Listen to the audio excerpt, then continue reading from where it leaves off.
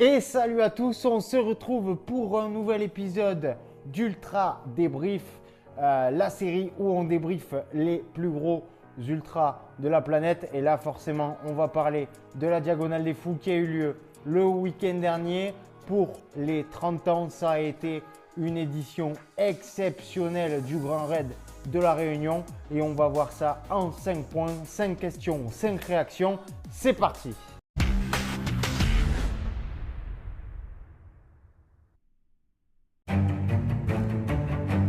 Allez, alors première réaction, bien sûr, le vainqueur de cette 30e édition de la Diagonale des Fous, Beñat Marmisol, qui a pris une solide 6e place sur l'UTMB fin août, a fait le choix de directement enchaîner avec la Diagonale des Fous. Il est arrivé environ 2 semaines et demie avant, avant la course sur l'île.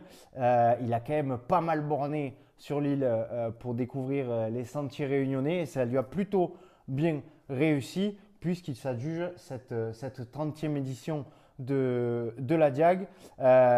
Longtemps devant avec Jean-Philippe Tchoumi, il est parti seul dans la descente du Colorado vers la Redoute pour s'adjuger la victoire. Beñat, l'année dernière, il avait fini 3e de cette même Diagonale des Fous.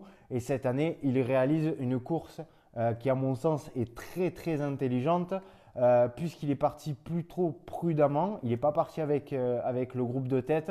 Il profite également du fait que le groupe de tête se soit perdu environ 15 minutes. Et ils vont faire course commune avec Jean-Philippe Tchoumi à l'avant. Et ils vont un peu s'entraider comme ça et ils vont surtout creuser l'écart à deux en se tirant l'un l'autre. Et ça permet à Beñat de faire la différence au Colorado dans la descente vers la Redoute. Deuxième point qu'on va voir ensemble, forcément, comment ne pas parler de Courtney Dauwalter, impressionnante. Que dire de plus? Elle démontre une nouvelle fois qu'elle est la numéro 1 mondiale chez les femmes dans l'ultra et qu'elle fait partie du top mondial, hommes et femmes confondus, dans l'ultra trail. Elle a gagné tous les monuments chez les femmes. Elle est saluée par tous ses pairs dans la discipline. Et la question qu'on peut se poser, c'est où va s'arrêter Courtney Dauwalter, puisque maintenant elle a remporté tous les monuments comme la Hard Rock, l'UTMB, la Diagonale des Fous, la Western State. Où peut-elle s'arrêter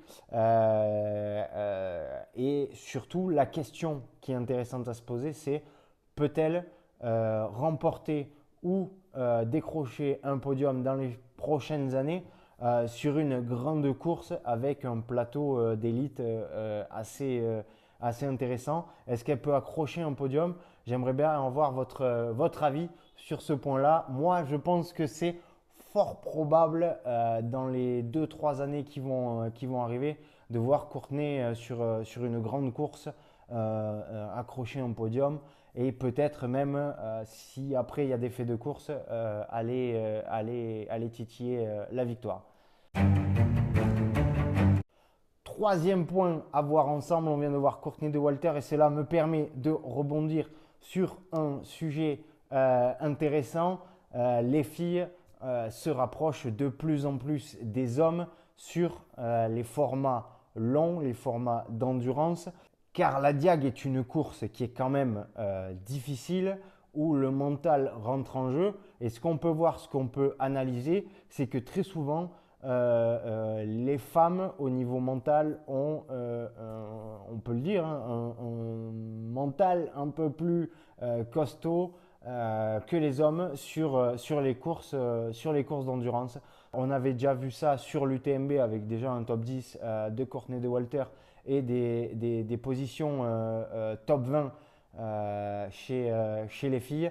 Ça s'est encore vu sur cette Diagonale des Fous avec la 4e place de Courtney Dauwalter en 24h30, ce qui est un chrono complètement stratosphérique, mais aussi une 20e place en 28 heures.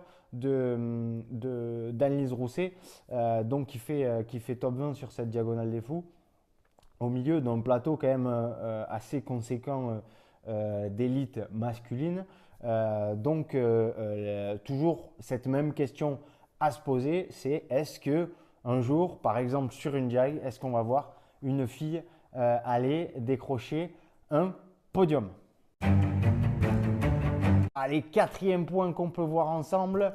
Alors, les Réunionnais et Réunionnaises étaient en grande forme, surtout sur les formats Bourbon et Mascareigne, puisque sur le Bourbon, les hommes, chez les hommes, les Réunionnais se placent 3, 4, 5 et 6e. Chez les filles, elles font 1, 2 et 3. Idem sur la Mascareigne. Ce sont deux courses où c'est vrai, il y a beaucoup de Réunionnais, mais il y a quand même un gros niveau et de plus en plus sur ces courses-là. Et on peut voir que les Réunionnais performent assez sur ces formats-là. C'est souvent des jeunes qui sont sur ces formats et qui performent. Et c'est plutôt intéressant. Et on peut imaginer que dans le futur, ces jeunes-là pourront peut-être, et même certainement pour certains, performer sur la diag, puisque là, sur la diagonale des fous, c'est Judicaël Sautron qui va s'adjuger une 9e place au milieu d'un gros plateau d'élite. Il va quand même chercher un top 10, donc bravo à lui et bravo à tous les Réunionnais pour leur course sur les trois formats. Et donc, ça nous permet d'enchaîner avec le cinquième et dernier point à voir ensemble, les autres courses, donc les deux autres formats Bourbon et Mascareigne. Victoire du Suisse Mathieu Clément sur le Bourbon.